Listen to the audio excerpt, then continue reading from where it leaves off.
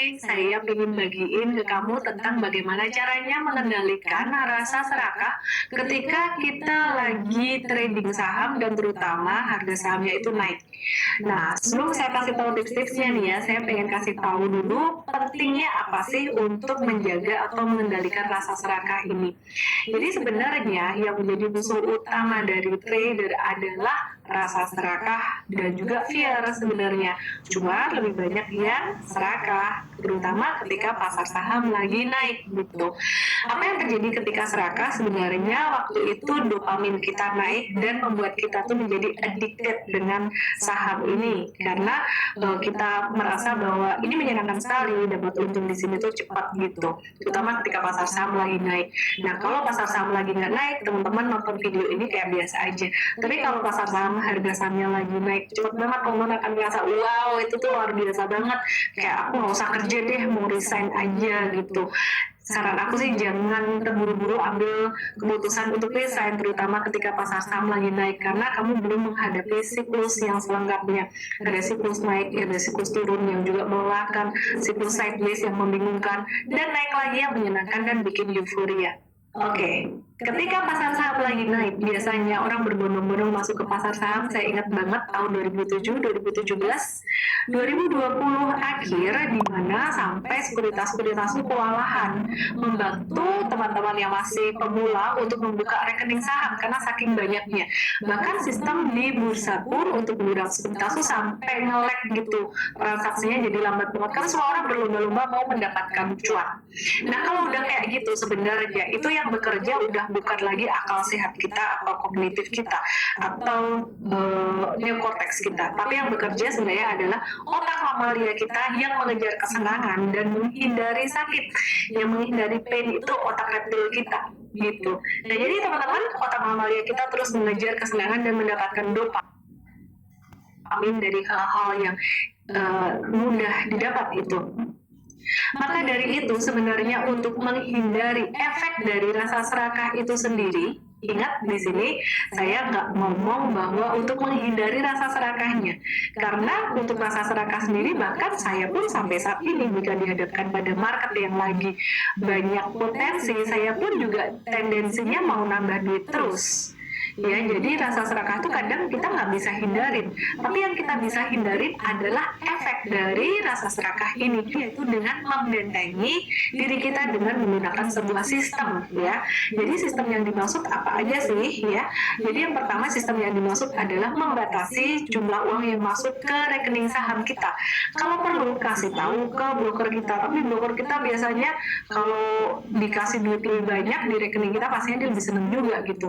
Mungkin kita bisa kasih tahu pasangan kita yang nge-handle rekening kita, atau kalau account ada besar dan di-handle sekretaris, mungkin bisa dibantu sama sekretarisnya kasih tahu kayak, oh aku tuh tolong diingetin ya, batas aku masukin uang ke saham tuh segini loh.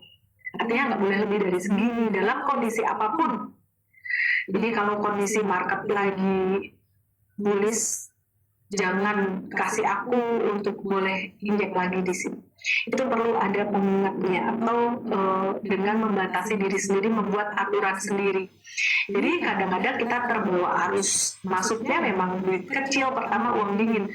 Begitu pasar saham naik terus, tanpa sadar kita ngisi duit terus. Dan ketika crash, yang terjadi adalah kita helpless, nggak sempat keluar gitu. Padahal menurut Warren Buffett, ya Berkshire Hathaway itu mereka sedia cash itu setiap waktu, bukan hanya ketika pasar saham turun aja, justru malah lagi tinggi-tingginya mereka juga lagi sedia cash gitu. Oke, jadi every time, justru ketika pasar saham lagi tinggi-tingginya mereka sedia cash. Ingat itu. Itu yang pertama, jadi dibentengi dengan sistem, dan sistemnya ya kita create sendiri gitu, dan jangan dilanggar. Kalaupun dilanggar gimana? Ya manusiawi kok, at least teman-teman tahu salahnya di mana gitu, jadi bisa diperbaiki ke depan, dan dibatasin juga sama kalau bisa ada orang lain yang bantu ngingetin. Oleh poin yang berikutnya nih, bagaimana caranya kita mengendalikan greed itu sendiri, bukan cuman mengendalikan efek dari greednya. Nah, sebenarnya emosi itu bukan untuk kita kendaliin atau kita kekang sih, tapi emosi itu untuk kita lepaskan. Jadi ketika kita ada greed, kondisi yang lagi serakah seperti itu, yang terpenting adalah kita punya awareness, ya. Jadi awareness menyadari bahwa wah kayaknya udah nggak bener nih, aku udah mulai tambah duit terus dan udah mulai terpancing untuk beli saham terus. Kalau gitu aku mulai tahan diri deh. Yang penting ada awareness-nya di situ. Nah, untuk ada awareness ini, saran saya bergaulah dengan lingkungan yang tepat. Kalau misalkan ada di dalam komunitas yang isinya pom-pom saham terus, beli saham terus, salah-salahin temen, salah-salahin kamu kalau kamu lagi rugi, dianggap, wah itu kamu salah tuh beli saham tuh, harusnya kamu nggak beli itu tuh, harusnya kamu ikut aku kasih tau, harusnya kamu ikut aku beli ini gitu. Atau harusnya kamu nggak jual. Nah, hindari kayak gitu. Jadi hindari komunitas yang toksik atau yang bikin kamu jadi emosional.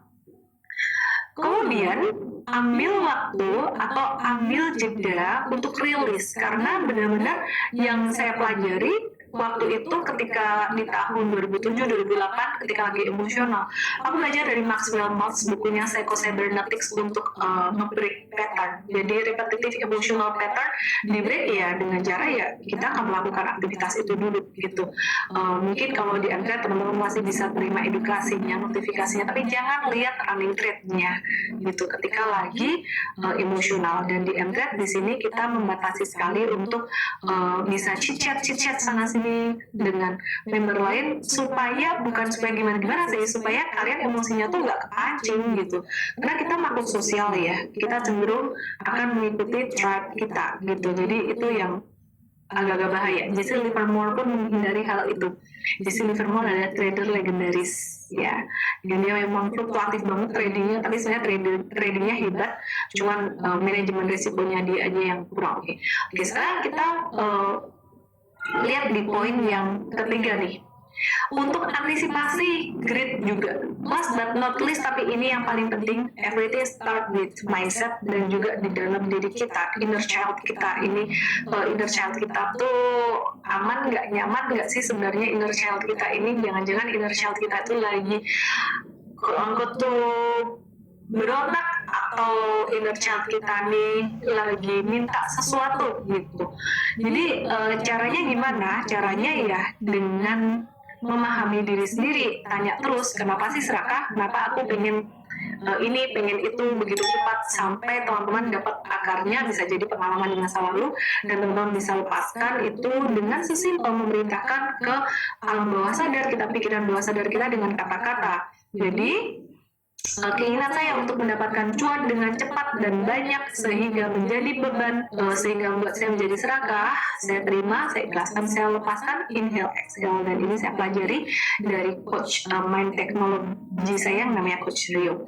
Oke, jadi teman-teman, nah yang keempat nih teman-teman, kita belajar mencukupkan diri dengan apa yang ada pada diri kita. Ya, belajar mencukupkan diri itu caranya gimana? Caranya ya dengan kita menyadari kebutuhan kita tuh apa, membeli barang atau membeli sesuatu itu yang memang sesuai dengan kebutuhan kita. Kalau kita mau senang-senang ya sesuai dengan kebutuhan kita, bukan untuk impress others. Karena kata Warren Buffett, seringkali orang-orang tuh membeli barang yang tidak disukainya untuk impress others, orang lain yang tidak dikenalnya. Karena kata Warren Buffett, seringkali banyak orang tuh membeli barang yang tidak diperlukan untuk impress orang yang tidak dikenalnya, dan sehingga karena mereka terlalu boros harus menjual barang-barang yang dibutuhkannya untuk memenuhi kebutuhan dirinya sendiri gitu. Jadi kita mesti memahami kebutuhan diri kita sendiri juga. Last but not least teman-teman, yang kelima, jangan target. Ingat, nggak boleh target di pasar saham. Kenapa? Karena di pasar saham ini kita nggak bisa kontrol the market, tapi yang bisa kita kontrol adalah diri kita sendiri. Jadi kalau kita kontrol the market, jadinya ya stres lah, harus cuan segini. Emang kita bisa gerakin harga saham? Enggak kan? Yang bisa kita kontrol, bisa kita kendalikan adalah expense kita, risiko dan kerugian kita dengan money management yang sempat saya ceritakan di kelas atau sesi money management. Saya Almay, semoga bermanfaat, dan jika teman-teman ingin belajar trading saham dan mendapatkan petunjuk beli jual saham, bisa bergabung bersama Mtrade dan kita akan membantu teman-teman dengan edukasi dan juga memberikan petunjuk untuk saham apa yang dibeli, dijual, dan juga pembatasan risikonya pastinya. Salam profit!